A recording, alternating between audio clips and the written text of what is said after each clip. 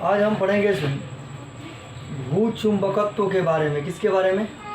तो भू चुंबकत्व किसे कहते हैं, ध्यान से सुन लीजिए। भू माने पृथ्वी, भूमि, और चुंबकत्व माने चुंबकीय गुण। तो भू चुंबकत्व का अर्थ रहा कि क्या है, सुन, पृथ्वी में चुंबकीय गुण। तो भू से पृथ्वी, और चुंबकत्व माने चुंबक। पृथ्वी के अंदर चुंबक को क्या कहते हैं, हमें सुन, भू चुंबकत्व। तो भू चुंबकत्व से डिफाइंड है कि पृथ्वी के अंदर क्या है, सुन, चुंबक है। इसे हम क्या कहेंगे, सुन, भू चुंबकत्व। तो अब आपको बतलाया जा रहा है सुन कि भू चुंबकत्व, तो ध्यान से सुनिएगा सुन, पृथ्वी चुंबक की तरह व्यवहार करती है। पृथ्वी का यह गुण भू चुंबकत्व कहलाता है। ठीक है, पृथ्वी किस तरह व्यवहार करती है, चुंबक की तरह व्यवहार करती है, और यह गुण क्या कहलाता है, भू चुंबकत्व कहलाता है। भू चुंबकत्व के पुष्टि के लिए निम्नलिखित बातें हैं। कैसे कहेंगे कि पृथ्वी में चुंबकत्व का गुण है, यानी भू चुंबकत्व है, ये कैसे पता करेंगे पृथ्वी चुंबकत्व का गुण रखती है? इसके लिए हम स्वतंत्र पूर्वक एक दंड चुंबक को लटकाएंगे, स्वतंत्र पूर्वक ऐसे बांध कर लटकाते हैं। तो देखते हैं कि कुछ समय बाद यह उत्तर दक्षिण के दिशा में जाकर स्थिर रहता है। तो इसका गुण नहीं है कि उत्तर दक्षिण की दिशा में स्थिर रहता है, जबकि इसको कोई ना कोई मजबूर करता है कि यह उत्तर दक्षिण की दिशा में खड़ा रहे। ठीक है, तो यह उत्तर दक्षिण की दिशा में खड़ा रहता है किसके कारण, तो भू चुंबकत्व के कारण। अगर स्वतंत्र पूर्वक लटका हुआ चुंबक उत्तर दक्षिण की दिशा में खड़ा रहता है, तो ये किसके कारण खड़ा रहता है, तो भू चुंबकत्व के कारण खड़ा रहता है। यानी पृथ्वी के अंदर एक चुंबक है जिसका ध्रुव, जिसके भौगोलिक ध्रुव के विपरीत क्या हुआ होता है, सुन, लटकाया गया चुंबक होता है। तो अब बताइएगा सुन, तो पहला रहा कि जब क्या सुन, पृथ्वी चुंबक की तरह व्यवहार करती है, यह ध्यान रखिए, भू चुंबकत्व का डिफिनीशन है कि पृथ्वी चुंबक की तरह व्यवहार करती है। पृथ्वी का यह गुण भू चुंबकत्व कहलाता है। भू चुंबकत्व के पुष्टि के लिए हम किसी दंड चुंबक को क्या करते हैं, सुन, स्वतंत्र पूर्वक लटकाते हैं, तो वह सदैव उत्तर दक्षिण की दिशा में ठहरता है। इसका मतलब पृथ्वी के भू चुंबकत्व उसको मजबूर करता है उत्तर दक्षिण की दिशा में स्थिर होने के लिए, रुकने के लिए। अब रहा सुन, दूसरा कैसे कहेंगे कि पृथ्वी में भू चुंबकत्व है। दूसरा गुण है कि यदि किसी क्षण चुंबक को पृथ्वी के अंदर खोद कर गाड़ देंगे, तो कुछ समय के बाद वह चुंबक बन जाता है। यानी कुछ समय के बाद वो क्या होता है, मैग्नेट बन जाता है, चुंबक बन जाता है। तो इसका मतलब रहा कि जब किसी चुंबकीय पदार्थ जैसे लोहा, निकेल, कोबाल्ट को कहाँ पृथ्वी में गाड़ देते हैं, तो कुछ समय के बाद चुंबक बन जाता है। इसका अर्थ है कि लोहा चुंबक कब बनता है, इसका मतलब इसके चारों ओर चुंबकीय क्षेत्र है। यानी इसके चारों ओर क्या है, चुंबकीय पदार्थ के चारों ओर चुंबकीय क्षेत्र होगा, तभी वह चुंबक बनेगा। तो भूमि में क्या है, लोहा को गाड़ने से वह चुंबक बन जाता है। इसका अर्थ है कि पृथ्वी में भू चुंबकत्व है। अब रहा सुन, तीसरा, क्षण चुंबक के लिए उदासीन बिंदुओं का मिलना। उदासीन बिंदुओं का मिलने का अर्थ रहा सुन कि जहाँ मैग्नेटिक फील्ड जीरो हो, जहाँ चुंबकीय क्षेत्र क्या हो, सुन, शून्य हो, उसे हम क्या कहेंगे, सुन, ऐसे मान लीजिए कि n है और क्या है, सुन, s है। तो चुंबकीय बल रेखाएं n से s की ओर होती है। चुंबकीय बल रेखाएं कैसे होती है, सुन, n से s की ओर बाहर में, अंदर में क्या होती है, सुन, s से n की ओर। अब बताइएगा, s से n की ओर चुंबकीय बल रेखाएं, तो यहाँ चुंबकीय बल रेखाएं क्या होती है, सुन, अगर मान लीजिए कि शून्य मिलता है, इसका मतलब रहा कि चुंबकीय बल रेखा अंदर का जो है s से n है। इसका मतलब रहा कि इस बल रेखा के विपरीत कोई बल रेखा है, जिसके कारण यहाँ क्या है, चुंबकीय क्षेत्र शून्य मिलता है। तो क्या कहिएगा, किसी चुंबक में चुंबकीय क्षेत्र में वह बिंदु जहाँ चुंबकीय क्षेत्र या नेट चुंबकीय क्षेत्र शून्य मिलता है, वह क्या कहलाता है, उदासीन बिंदु। तो क्या है, सुन, उदासीन बिंदु मिलने का अर्थ रहा कि क्या, उदासीन बिंदु मिलने का अर्थ रहा सुन कि चुंबक के चारों ओर कोई अन्य मैग्नेट है, ठीक है। तो यानी कहने का अर्थ रहा कि क्या है, पृथ्वी के अंदर मैग्नेट है, चुंबक है, या क्या इसमें भू चुंबकत्व का क्या रहा, पुष्टि होना। तो भू चुंबकत्व के पुष्टि का कारण पुष्टि है कि भू चुंबकत्व इसी कारण होता है। रियल में भू चुंबकत्व का पुष्टि यही 3 बात करता है। इसी 3 बातों से भू चुंबकत्व का क्या होता है, उसमें पुष्टि होता है। अब रहा कि अगर किसी चुंबक को पृथ्वी के अंदर हम किसी चुंबकीय पदार्थ को पृथ्वी के अंदर रखते, चुंबकीय पदार्थ में लोहा को, तो वह चुंबक बन जाता है। बहुत शक्तिशाली चुंबक नहीं बनता, बहुत हेवी चुंबक नहीं बनता, लेकिन उसमें चुंबकीय गुण आ जाता है, वह चुंबक बन जाता है। समझ रहे ना बात को। इसका मतलब कि पृथ्वी के अंदर चुंबक है। तो याद रखिएगा, यह पुष्टि कर रहा है इसमें, तो भू चुंबकत्व के पुष्टि है इसमें। तो पुष्टि है या पुष्टि का कारण जो है इसमें यही है, पुष्टि इसी के द्वारा होता है। भू चुंबकत्व का पुष्टि कैसे हो रहा है, इसके बाद आपको बताया जाएगा कि आखिर में इसका रिलीज को उतार लीजिएगा इसमें, ठीक है। अब अगला बताया जाएगा इसका मुख्य कारण क्या है, देखिएगा इसमें। पृथ्वी में भू चुंबकत्व के बहुत से कारण है इसमें, ठीक है।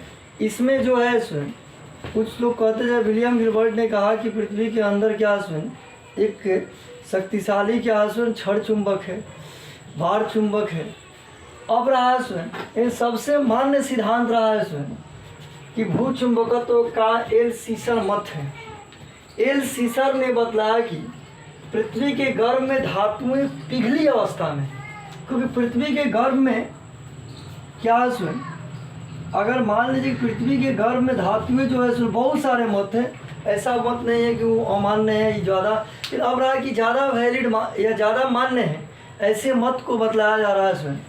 तो क्या इसमें पृथ्वी के गर्भ में धातुएं पिघली अवस्था में है, जब पृथ्वी के अक्ष के परतः घूर्णन करती है, जब पृथ्वी क्या करती है इसमें अपने अक्ष के परतः क्या इसमें घूर्णन करती है, अपने अक्ष के परतः क्या रोटेशन करती है, घूर्णन करती है, तो स्वजनित्र प्रक्रिया से धीमी संवहन धाराएं उत्पन्न होती है। अब ध्यान रखिएगा, जिससे पृथ्वी चारों ओर जिससे पृथ्वी के चारों ओर चुंबकीय क्षेत्र बनता है। तो कहने का अर्थ रहा, इसमें बहुत सारे धातु आप जानते हैं कि सोना चांदी जो भी निकाला जाता है वह खानों से निकाला जाता है, पृथ्वी से ही निकाला जाता है। और पृथ्वी के अंदर यह क्या इसमें कुछ ठोस में होती है और कुछ पिघली अवस्था में भी होती है। धातुएं जो होती है वो क्या होती है, पिघली अवस्था में होती है। और पिघली अवस्था में होती है, हम जानते हैं कि पृथ्वी घूमती है। जब पृथ्वी घूमती है तो और धातु पिघला अवस्था में पृथ्वी घूमती है, तो क्या सुन मेटल्स के घूमने के कारण, धातु यानी मेटल्स को घूमने के कारण, यानी द्रव्य मेटल्स को पृथ्वी के साथ घूमने के कारण इसमें क्या होता है, पृथ्वी में संवहन धाराएं उत्पन्न होती है, जिससे पृथ्वी के चारों ओर क्या होता है, चुंबकीय क्षेत्र उत्पन्न होता है। तो अब क्या कहेंगे इसमें, यह बतलाता है कि पृथ्वी के चारों ओर क्या होता है, इसमें चुंबकीय क्षेत्र मैग्नेटिक फील्ड होता है। अंदर क्या होता है, इसमें द्रव अवस्था में धातुएं होती है। जब पृथ्वी घूमती है इसमें, तो उस अवस्था में क्या होता है, इसमें इसके द्रव, इसमें जो द्रव मौजूद होते हैं वो भी क्या होते हैं, इसमें घूम जाते हैं। अब आपको भू चुंबकत्व का कहाँ बतलाया गया है, एल सीसर मत, बहुत सारे मत हैं, लेकिन इंपॉर्टेंट मत में याद रखिएगा सर, पृथ्वी के गर्भ में धातुएं पिघली अवस्था में जब पृथ्वी अक्ष के परतः घूर्णन करती है, तो धातुओं में क्या होते हैं, आयंस होते हैं, फ्री इलेक्ट्रॉन्स होते हैं, अधिक मात्रा में कंडक्टर होता है। स्वजनित्र प्रक्रिया से धीमी संवहन धाराएं उत्पन्न होती है, जिससे पृथ्वी के चारों ओर चुंबकीय क्षेत्र बनता है, जो कि भू चुंबकत्व कहलाता है। तो मान लीजिए कि उसमें धातुएं पिघली अवस्था में पृथ्वी घूम रही है, तो क्या होता है, इसमें क्या होते हैं, आयंस से होते हैं, अधिक मात्रा में इलेक्ट्रॉन होते हैं, इलेक्ट्रॉन मूव करते हैं। धातुओं में अधिक मात्रा में इलेक्ट्रॉन होते हैं, इलेक्ट्रॉन मूव करते हैं। इसके विपरीत क्या होता है, कुछ संवहन, कुछ धाराएं उत्पन्न होती है जो अल्पमान की होती है, और जो क्या है, पृथ्वी के चारों ओर चुंबकीय क्षेत्र उत्पन्न करता है, जो कि भू चुंबकत्व का क्या होता है, कारण होता है। तो अब हम आपको बतलाएं किसका, भू चुंबकत्व का रीजन। पहले डॉक्टर विलियम गिलबर्ट ने बताया कि पृथ्वी के अंदर एक शक्तिशाली क्षण चुंबक है। जिस चुंबक का ध्रुव जो होता है, वह क्या है आपका, पृथ्वी के भौगोलिक ध्रुव के क्या होता है, विपरीत होता है। किसने बतलाया सुन? तो इसको किसने बतलाया? जैसे हम मिटा दे रहे हैं इसको सुन, आपको बतला रहे हूँ विलियम। चल जाए, हेलो, अब बतलाया जा कि भूचुंबकत्व का अवयव कौन कौन है। तो भूचुंबकत्व का अवयव किसे कहते हैं इसमें? तो ध्यान से सुन लीजिएगा। पृथ्वी के किसी स्थान पर भूचुंबकत्व की जानकारी के लिए भौतिक राशियों की आवश्यकता होती है। यानी पृथ्वी के किसी स्थान पर भूचुंबकत्व की जानकारी के लिए भौतिक राशियों की आवश्यकता होती है, उन्हें भूचुंबकत्व के अवयव कहते हैं। ध्यान रखिएगा इसमें। तो पृथ्वी के किसी स्थान पर भूचुंबकत्व जानकारी के लिए भौतिक राशियों की आवश्यकता होती है, उन्हें भूचुंबकत्व के अवयव कहते हैं। हमारे पृथ्वी के किस भाग पर कितना चुंबकत्व है, कहाँ कितना चुंबकीय क्षेत्र है। यानी पृथ्वी में क्या है सुन, पृथ्वी कि कहाँ जो चुंबकीय क्षेत्र है सभी जगह समान नहीं है सुन। तो कहाँ कितना भूचुंबकत्व है, इसके जानकारी के लिए जिन भौतिक राशियों की आवश्यकता होती है, उन्हें हम भूचुंबकत्व के अवयव कहते हैं। अब आगे भूचुंबकत्व के निम्नलिखित 3 अवयव हैं। पहला है दिक्पात कोण, दूसरा है नति या नमन कोण, और तीसरा है पृथ्वी के चुंबकीय क्षेत्र का क्षैतिज घटक, horizontal component of magnetic field of earth.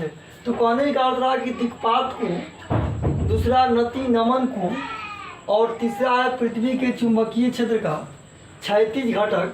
तो हम एक एक करके देख रहे हैं इसमें। तो आप याद रखिएगा भूचुंबकत्व के 3 अवयव इसमें कि पृथ्वी पर किसी चुंबकीय क्षेत्र के अध्ययन के लिए या भूचुंबकत्व के अध्ययन के लिए इसमें 3 अवयव की आवश्यकता होती है। पहला है दिक्पात कोण, और क्या है दूसरा नति कोण, और तीसरा पृथ्वी के चुंबकीय क्षेत्र का क्षैतिज घटक। या एग्जाम में भी आया हुआ है इसमें क्वेश्चन कि भूचुंबकत्व के निम्नलिखित 3 अवयव कौन है। कोई पूछेगा कि भूचुंबकत्व के निम्नलिखित 3 अवयव कौन कौन है, तो आप बोलिएगा दिक्पात कोण, दूसरा नति या नमन कोण, और तीसरा पृथ्वी के चुंबकीय क्षेत्र का क्षैतिज घटक। अब हम आपको बतलाने जा रहे हैं सुन कि इसमें दिक्पात कोण क्या है सुन। कौन कोण जी? दिक्पात कोण किसे कहेंगे सुन। 1 नंबर हम लिखेंगे सुन भूचुंबकत्व के अवयव में दिक्पात कोण जिसे कहेंगे हम एंगल ऑफ डिक्लाइनेशन। अब आपको हम बतला रहे हैं सुन दिक्पात कोण में एंगल ऑफ डिक्लाइनेशन। अब बताइएगा सुन, तो पहला क्या होगा, यहाँ देखिएगा दिक्पात कोण जिसे कहेंगे हम एंगल ऑफ, पहला सुन दिक्पात कोण। तो भूचुंबकत्व के 3 अवयव है कौन कौन? पहला दिक्पात कोण जिसे कहेंगे हम एंगल ऑफ क्या है सुन डिक्लाइनेशन। तो दिक्पात कोण किसे कहेंगे, ध्यान रखिएगा सुन। तो पृथ्वी के तो दिक्पात कोण क्या है सुन, मान लीजिए पृथ्वी है सुन, आप तो जानते हैं सुन पृथ्वी है, तो ये क्या है सुन पृथ्वी के होकर गुजरने वाला जो अक्ष हो, पृथ्वी के बीचों बीच ऐसे जा रहा है जो रेखा है सुन नॉर्थ। तो आप जानते हैं इधर क्या है सुन नॉर्थ, ये क्या है सुन साउथ, ये क्या है सुन ऐसे, ये क्या है आपका, ये है ईस्ट, ये क्या है सुन वेस्ट। इसको कहते हैं ज्योग्राफिकल नॉर्थ, भौगोलिक नॉर्थ, उत्तरी ध्रुव। इसको क्या कहते हैं सुन जीएन। इसको क्या कहते हैं हम ज्योग्राफिकल नॉर्थ। ये क्या है सुन ज्योग्राफिकल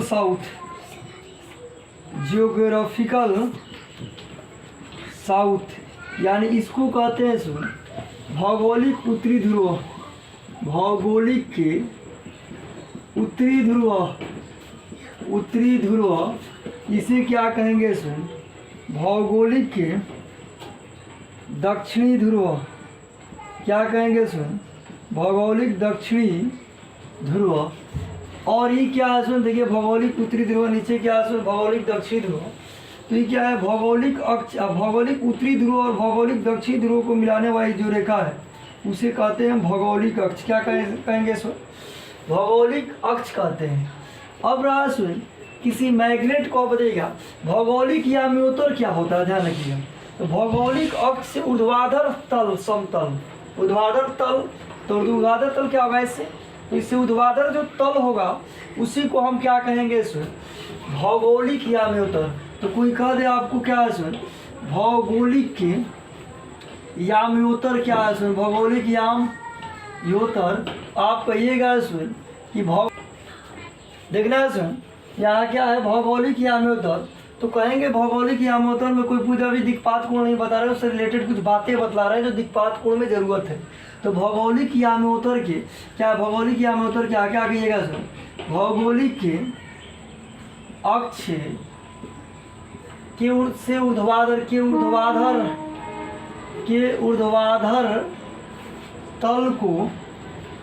ऊर्ध्वाधर तल को भौगोलिक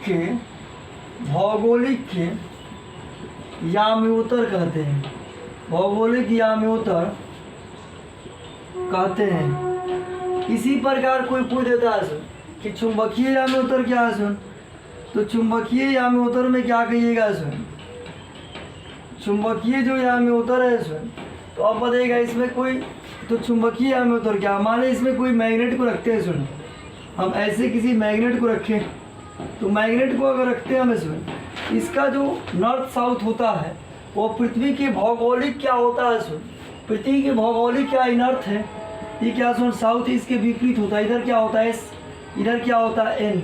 तो अब बताइएगा सुन, तो चुंबक को जो लटकाते हैं सुन, तो एस एन क्या है, भौगोलिक ध्रुव के विपरीत ध्रुव होता है। मैग्नेट का जो ध्रुव होता है वो भौगोलिक ध्रुव के विपरीत होता है, जिधर भौगोलिक ध्रुव एन उधर चुंबक का एस, इधर भौगोलिक ध्रुव एस उधर चुंबक का है, और इससे होकर गुजरने वाला जो अक्ष होता है उसको कहते हैं भौगोलिक अक्ष। कौन अक्ष, हाई कौन अक्ष है, सॉरी ई कौन अक्ष है, भौगोलिक अक्ष। और चुंबक के ध्रुवों से होकर गुजरने वाला जो अक्ष होता है उसे चुंबकीय अक्ष कहते हैं, ध्यान रखिएगा। चुंबक के ध्रुवों से होकर गुजरने वाला जो अक्ष होता है उसे चुंबकीय अक्ष कहते हैं। और चुंबकीय अक्ष के ऊर्ध्वाधर जो तल होता है सुन, वह क्या होता है सुन, तो चुंबकीय अक्ष के जो ऊर्ध्वाधर तल होता है, चुंबकीय अक्ष के जो ऊर्ध्वाधर तल होता है सुन, तो उस ऊर्ध्वाधर तल को हम चुंबकीय याम्योत्तर कहते हैं। अब रहा कि जब किसी चुंबक को लटकाते हैं तो वो परफेक्ट क्या होता है, नॉर्थ साउथ के डायरेक्शन में नहीं आता है, बल्कि उससे भौगोलिक नॉर्थ साउथ के डायरेक्शन में ना रखकर थोड़ा सा क्या होता है, कुछ एंगल बनाता है। क्या होता है, कुछ ना कुछ एंगल बनाता है, तो ये एंगल 17 डिग्री का होता है। तो अगर कोई कह दे क्योंकि चुंबकीय मतलब चुंबकीय अक्ष के ऊर्ध्वाधर तल को, चुंबकीय अक्ष के ऊर्ध्वाधर तल को चुंबकीय मतलब भौगोलिक अक्ष ही है, पृथ्वी के ध्रुवों से होकर गुजर, नॉर्थ और साउथ ध्रुवों से होकर गुजरने वाला रेखा क्या भौगोलिक अक्ष है। जोग्राफिकल नॉर्थ और जोग्राफिकल साउथ, यानी भौगोलिक उत्तरी ध्रुव और दक्षिणी ध्रुव को से होकर गुजरने वाला अक्ष क्या होता है, भौगोलिक अक्ष। और चुंबक के ध्रुवों से होकर गुजरने वाला अक्ष चुंबकीय अक्ष। अब रहा है सुन कि भौगोलिक अक्ष के ऊर्ध्वाधर तल को भौगोलिक याम्योत्तर और चुंबकीय अक्ष के ऊर्ध्वाधर तल को चुंबकीय याम्योत्तर कहते हैं। तो चुंबकीय याम्योत्तर में क्या है सुन, कहिएगा सुन कि चुंबकीय अक्ष के ऊर्ध्वाधर तल को क्या कहते हैं सुन, चुंबकीय याम्योत्तर कहा जाता है, चुंबकीय याम्योत्तर कहा जाता है। तो क्या कहिएगा सुन कि चुंबकीय अक्ष के ऊर्ध्वाधर तल को क्या कहते हैं, हम चुंबकीय याम्योत्तर कहते हैं। अब यहाँ फिगर हम याम्योत्तर के लिए दिक्पात कोण के लिए फिगर नहीं बनाएंगे, इसमें हमको क्या लिखना है। अब हम पहले की बातों को याद दिलाए, पहले भी बताएगा हमको दिक्पात कोण से मतलब है यार, कौन कोण है जी, दिक्पात कोण, ध्यान रखिएगा सुन। तो दिक्पात कोण क्या है सुन, तो दिक्पात कोण में आपको हम बतला रहे हैं सुन कि दिक्पात कोण किसे कहेंगे, ध्यान रखिएगा सुन। तो आप देखें सुन, कोई बुक हो सुन, उसका अगर एकदम जैसे खुला किताब हो सुन, ऐसे इसका भाग होता है बुक, देखिएगा इसका ऐसे भाग होता है दिक्पात कोण, देखिए इसी के बीच दिक्पात कोण, ऐसे चुंबकीय याम्योत्तर और भौगोलिक याम्योत्तर के बीच का जो कोण बना है वही क्या कहलाते हैं, इसी के बीच जो कोण बना है उसी को क्या कहते हैं, दिक्पात कोण। तो दिक्पात कोण किसे कहेंगे, तो कहिएगा सुन कि चुंबकीय याम्योत्तर तथा भौगोलिक याम्योत्तर के बीच जो बना कोण है उसे क्या कहते हैं हम, दिक्पात कोण। तो यहाँ लिखेंगे सुन कि चुंबकीय याम्योत्तर तथा भौगोलिक याम्योत्तर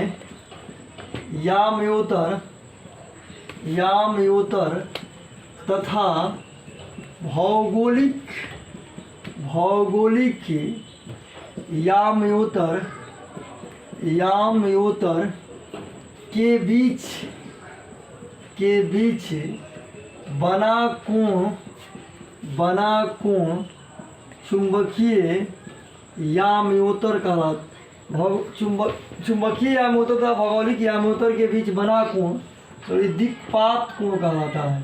कौन कोण, दिक्पात कोण, एंगल ऑफ डिक्लाइनेशन, दिक्पात कोण कहलाता है। तो यहाँ क्या कहिएगा सुन कि चुंबकीय याम्योत्तर तथा भौगोलिक याम्योत्तर के बीच बना कोण दिक्पात कोण कहलाता है।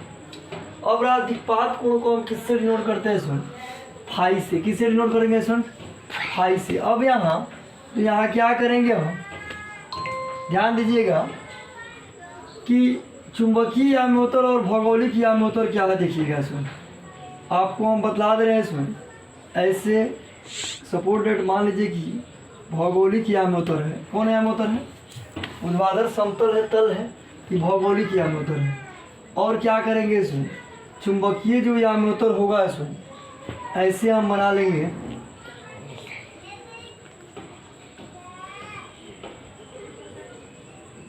ध्यान दीजिएगा ऐसे इसको हम लिख दे रहे हैं इसमें, इसको लिख दे रहे हैं भौगोलिक याम्योत्तर। कौन याम्योत्तर, भौगोलिक के याम्योत्तर।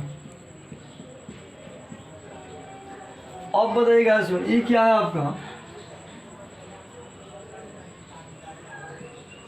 दे रहा था, इसको हम मिटा देंगे इसमें।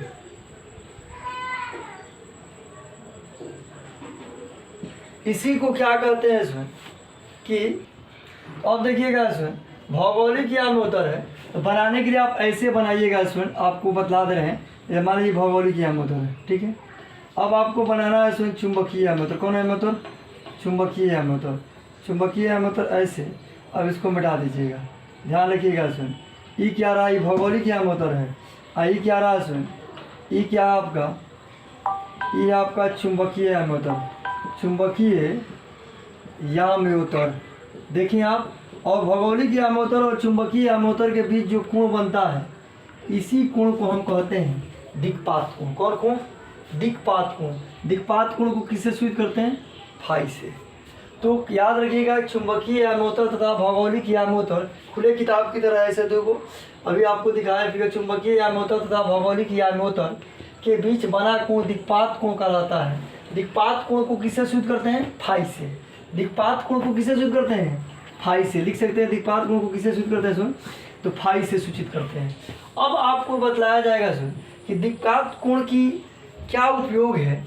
दिक्पात कोण के उपयोग में आप लिख सकते हैं सुन कि दिक्पात कोण की सहायता से, ठीक है सुन, संसार के विभिन्न स्थानों पर दिक्पात कोण की सहायता से दिक्पात कोण का मान निकाल कर हम संसार के नक्शा को तैयार करते हैं। तो कहिएगा सुन कि, तो ये क्या आपका, ये जो है आपका चुंबकीय याम्योत्तर देख रहे हैं ऐसे, ये क्या है सुन, चुंबकीय याम्योत्तर। तो देखिए आप, अब आपको हम बतला रहे हैं सुन चुंबकीय याम्योत्तर। अब यहाँ देखिएगा कि दिक्पात कोण का उपयोग क्या है सुन, तो क्या है सुन, कहिएगा सुन कि पृथ्वी के विभिन्न स्थानों पर दिक्पात कोण का मान निकालकर संसार के नक्शा बनाया जाता है। तो लिखेंगे सुन पृथ्वी के विभिन्न स्थान पर दिक्पात कोण का मान निकालकर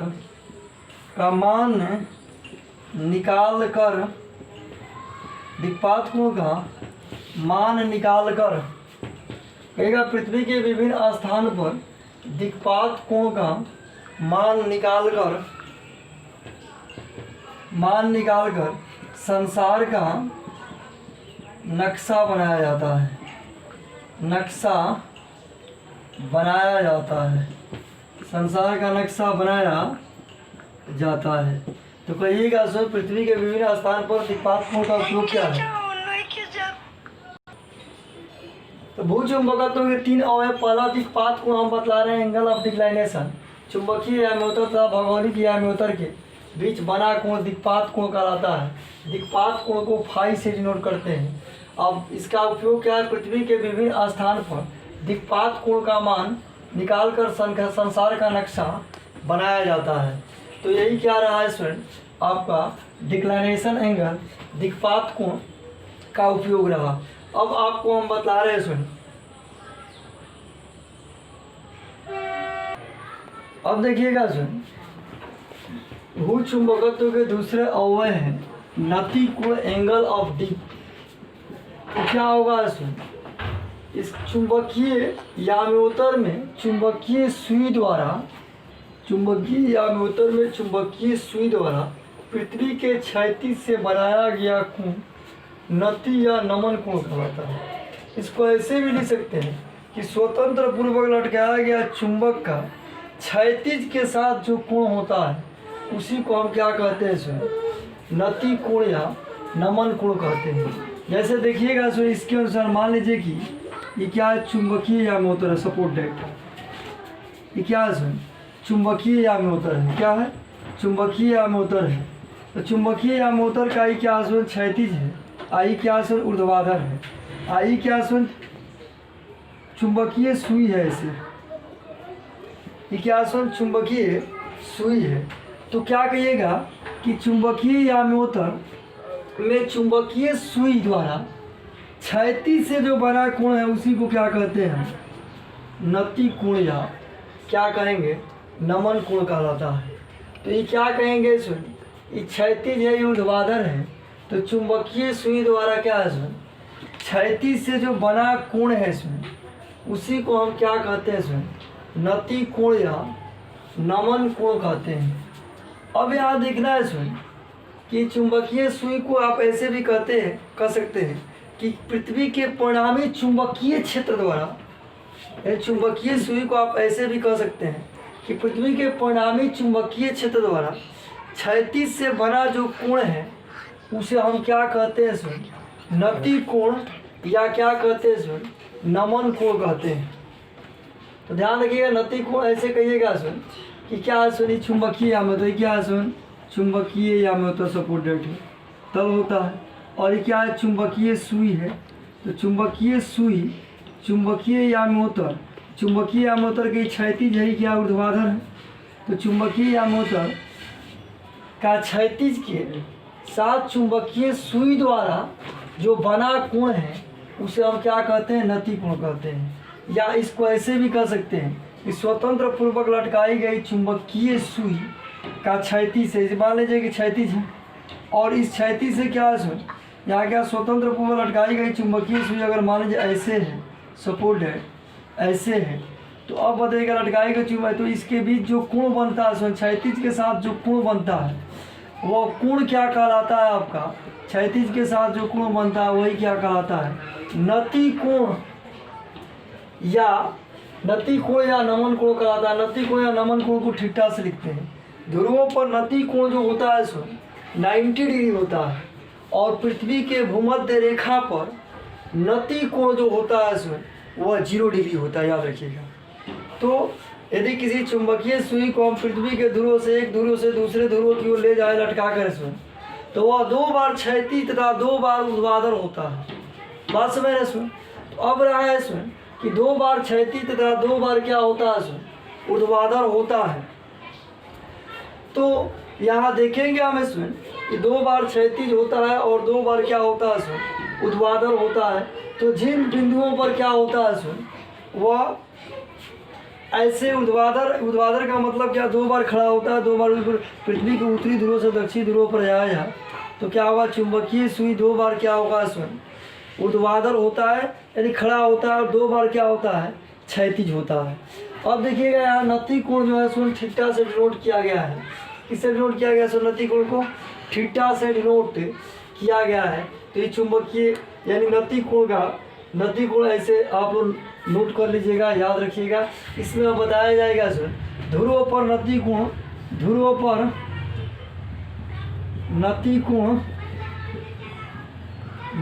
कोण क्या होता है, 0 डिग्री, तथा क्या सो भूमध्य रेखा पर 90 डिग्री होता है, 90 डिग्री होता है। ध्रुव पर नति कोण कितना होता है सो 90 डिग्री, और क्या है भूमध्य रेखा पर नति कोण 90 डिग्री होता है। इसके बाद आपको इसी में हम बतला रहे हैं, सुन देखिएगा जस्ट। आप तो जानते हैं सो पृथ्वी और पृथ्वी के अक्ष। अब आपको हम बतला देना चाहते हैं सुन, मान लीजिए कि आप पृथ्वी है सपोर्टेड, तो पृथ्वी में क्या है सुन, पृथ्वी के ही क्या होगा आपका, ये ऐसे क्षैतिज है, ये क्या है सुन ऊर्ध्वाधर है, आप जानते हैं ऐसे। इधर क्या होता है नॉर्थ, इधर क्या होता है साउथ। अब बताइएगा इधर क्या होता है, आप जानते हैं ईस्ट, इधर क्या होता है वेस्ट। ये क्या है भूमध्य रेखा, ये क्या है सुन भूमध्य रेखा, ये कौन रेखा है सुन भूमध्य रेखा। अब बताइएगा सुन ये क्या है आपका, ये है ध्रुव, ये क्या नॉर्थ पोल, आई क्या है सुन साउथ पोल है। तो मैग्नेट तो हमेशा नॉर्थ से साउथ की ओर होता है, तो मैग्नेट नॉर्थ से साउथ की ओर होता है। अगर मान लीजिए कि अगर आप पृथ्वी पर हो इसमें, तो पृथ्वी पर हो तो यहाँ कोई बंदा है, मान लीजिए कोई व्यक्ति यहाँ है सपोर्ट है, तो उसका क्षैतिज ऐसे होगा। कोई बंदा यहाँ है इसमें सपोर्ट है, इसका क्षैतिज क्या है इसमें ऐसे होगा। तो अगर कोई कहे, यानी कहने का अर्थ रहा कि क्षैतिज जो होगा इसका ऐसे क्षैतिज होगा, इसका ऐसे क्षैतिज होगा। कोई बंदा यहाँ है इसमें, तो सपोर्टेड क्या है इसमें, उसका क्षैतिज जो होगा इसमें ऐसे होगा पृथ्वी का क्षैतिज। तो अगर कोई व्यक्ति भूमध्य रेखा पर हो, तो भूमध्य रेखा पर हो तो उसका क्षैतिज क्या होगा, इस तल में होगा, ऊर्ध्वाधर तो तल ऐसे उसका तल बनेगा। आप जानते हैं कि मैग्नेट हमेशा कैसे रहता है, नॉर्थ टू साउथ रहता है। मैग्नेट कैसा रहता है, नॉर्थ टू साउथ रहता है। तो भूमध्य रेखा पर कितना डिग्री का एंगल बना, आप बता सकते हैं सुन। भूमध्य रेखा पर यहाँ एंगल कितना डिग्री का बना, 0 डिग्री का। यही मैग्नेट, अगर यही व्यक्ति यहाँ कोई पूछे कि नॉर्थ पर क्या होगा, तो नॉर्थ पर क्या होता है सुन, व्यक्ति ऐसे कोई हो इसमें ऐसे कोई व्यक्ति हो तो उसका क्षैतिज ही होगा, और क्षैतिज ही होगा। मैग्नेट नॉर्थ टू साउथ होगा तो कितना एंगल बना, यहाँ मैग्नेट रख दीजिएगा नॉर्थ टू साउथ, एंगल कितना बना 90 डिग्री। तो कहते हैं सुन कि ध्रुव पर जो होता है सुन, वो ध्रुव पर नति कोण 90 डिग्री और भूमध्य रेखा पर 0 डिग्री। क्योंकि क्या कहेंगे सुन, चुंबक हमेशा नॉर्थ से साउथ की ओर होता है। तो अगर भूमध्य रेखा की बात हो तो ये भूमध्य रेखा है, तो भूमध्य रेखा पर कोई व्यक्ति हो, तो भूमध्य रेखा पर कोई व्यक्ति है तो उसका क्षैतिज तल तो ऐसे मिला, ये मिला। मैग्नेट हमेशा नॉर्थ साउथ होता है, north to south. North south क्या है, ये क्षैतिज से समानांतर है कि नहीं, तो समानांतर है, तो इसके बीच एंगल कितना बना 0 डिग्री। यहाँ कोई व्यक्ति है, तो अब यहाँ कोई व्यक्ति है तो उसका क्षैतिज ऐसे है, मैग्नेट हमेशा NS में रहता है, तो यहाँ एंगल कितना बना, मैग्नेट के साथ इस क्षैतिज का एंगल कितना बना 90 डिग्री। अतः कहिएगा कि ध्रुव पर 90 डिग्री और भूमध्य रेखा पर क्या होता है, नति कोण 0 डिग्री होता है। आप लोग पूर्ण रूप से इसको समझ गए होंगे, याद है। तो आप लोग ऐसे ख्याल रखिएगा, इसमें नति कोण क्या है, स्वतंत्र पूर्वक लटकाया गया चुंबकीय सुई का क्षैतिज के साथ बना कोण नति कोण कहलाता है। कोई प्रॉब्लम्स? तो अब ऐसे आप याद रखेंगे सुन। अब इसके बाद हम आपको बताएंगे सुन पृथ्वी के चुंबकीय क्षेत्र का क्षैतिज घटक। तो तीसरा है सुन पृथ्वी के चुंबकीय क्षेत्र का क्षैतिज घटक। तीसरा है सुन भूचुंबकत्व का तीसरा अवयव है कि पृथ्वी के चुंबकीय क्षेत्र का क्षैतिज घटक।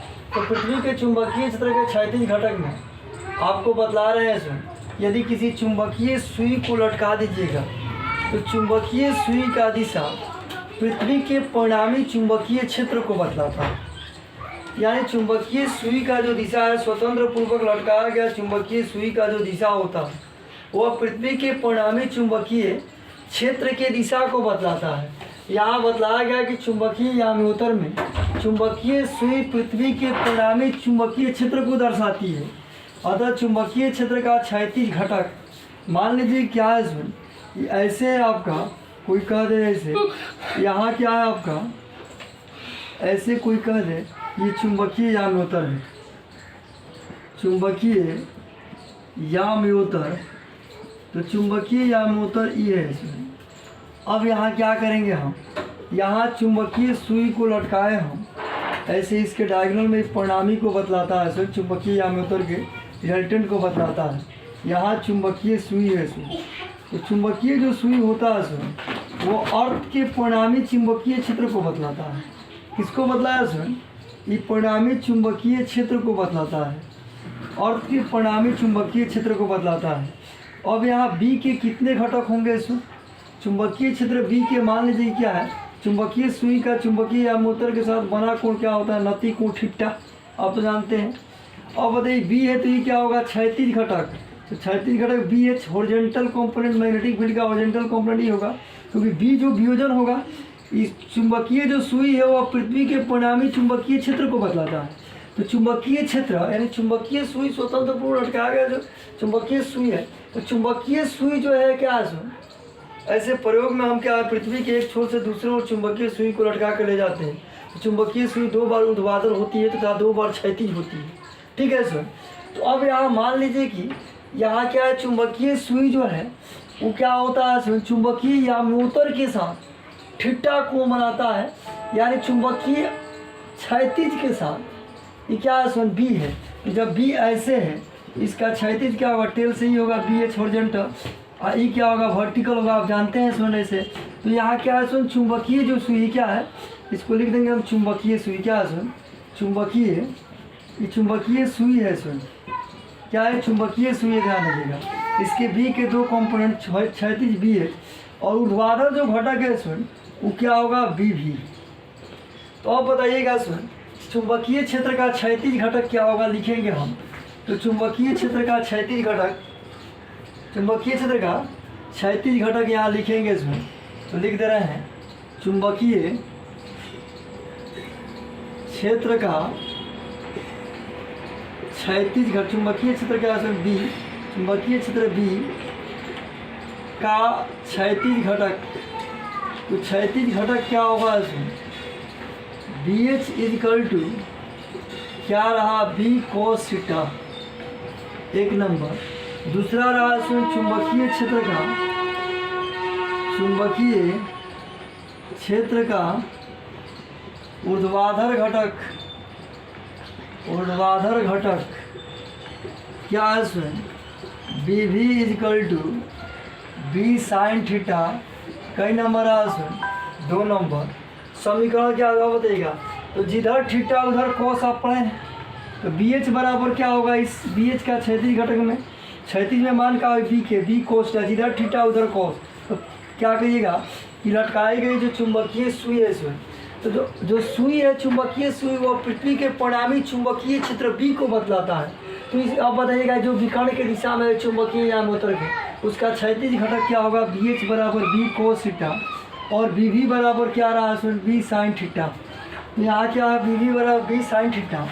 समीकरण क्या करेंगे इसमें, 2 में 1 से भाग देने पर क्या होगा, भाग दीजिएगा तो B V by B H equal to क्या होगा इसमें, बी क्या है आपका, बी क्या है इसमें, sine theta by B cos theta. अब क्या बी से बी कट गया, इसमें क्या लिख लेंगे हम, इधर मिटा दे रहे हैं इसमें, चुंबकीय क्षेत्र का क्षैतिज घटक में ही।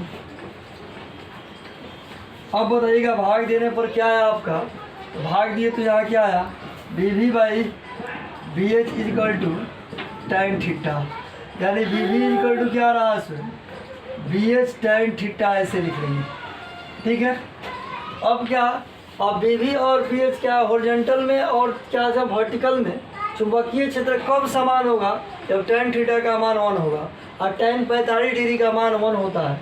तो बी भी बराबर क्या रहा सुन, बी एच। अब क्या करेंगे यहाँ कि परिणामी चुंबकीय क्षेत्र का मान निकालेंगे तो क्या होगा बी का। तो परिणामी चुंबकीय क्षेत्र के मान निकालने के लिए हम क्या कर ले रहे हैं सुन, तो यहाँ तो समीकरण 1 तथा 2 को क्या करेंगे सुन, तो इसको मिटा दे रहे हैं हम। यहाँ परिणामी क्षेत्र देखिएगा बी एच बराबर बी कॉस थीटा और बी भी बराबर बी साइन थीटा। तो यहाँ लिखेंगे हम परिणामी चुंबकीय क्षेत्र। कौन चुंबकीय क्षेत्र जी? परिणामी चुंबकीय क्षेत्र। तो यहाँ लिखा जाएगा सुन परिणामी चुंबकीय क्षेत्र। तो क्या होगा सुन, B इजकल टू क्या रहा है सुन, अंडर रूट बी स्क्वायर भी प्लस बी स्क्वायर क्या रहा सुन, एच बी स्क्वायर भी का मान कितना रहा सुन, तो बी भी बराबर क्या होता है सुन, बी साइन थीटा। तो क्या करेंगे सुन, तो बी तो आप देखेंगे सुन इसका मान निकालेंगे परिणामी चुंबकीय क्षेत्र का। तो क्या रहा आपका देखिएगा, तो यहाँ बी स्क्वायर भी, तो बी स्क्वायर भी और बी स्क्वायर एच, एक क्या रहा बी साइन थीटा के होल स्क्वायर, दूसरा क्या रहा बी कोस थीटा का होल स्क्वायर, है ना जी। तो बी इजकल टू क्या रहा, ऐसे हम इसको भी याद रखिएगा सुन, ऐसे भरिएगा तो क्या रहा B square sine square theta B square, तो बी स्क्वायर कॉमन लीजिएगा, बी आएगा परिणामी चुंबकीय क्षेत्र। तो यहाँ परिणामी चुंबकीय क्षेत्र आप इतना ही रहने दीजिएगा कि परिणामी चुंबकीय क्षेत्र बी बराबर B square B plus B square H, और इसका मान भर कर हल करते तो बी आएगा। यहाँ अगर लिखते हैं कि B square sine square theta B square cos square theta, तो बी स्क्वायर कॉमन लीजिएगा रूट में, cos square theta plus sine square theta क्या होगा, फिर बी आ जाएगा। यानी कहने का अर्थ हम यही बतलाने वाले थे आपको कि बी साइन थीटा के होल स्क्वायर, यहाँ क्या होगा बी कॉस थीटा के होल स्क्वायर, यहाँ क्या रहा है sir B square sine square theta plus B square cos square theta, B square common लीजिएगा इसमें, यहाँ क्या रहा sine square theta plus cos square theta, ये 1 हो जाएगा। फिर क्या आएगा इसमें, ये इसका मान 1 हो जाएगा, रूट के बाहर आएगा तो बी आएगा। तो यहाँ परिणामी चुंबकीय क्षेत्र मैग्नेटिक फील्ड याद रखिएगा इसमें कि B equal to under B square B plus B square H. यही क्या रहा पृथ्वी के भू चुंबकत्व से रिलेटेड बातें रहा। तो पृथ्वी के भू चुंबकत्व अवयव 3 याद रखिएगा, कौन कौन, दिक्पात कोण, नति कोण, और क्या है पृथ्वी के चुंबकीय क्षेत्र का क्षैतिज घटक तीसरा अवयव है। ठीक है, अभी चैप्टर इन रहा, अगला चैप्टर बताया जाएगा नेक्स्ट टाइम।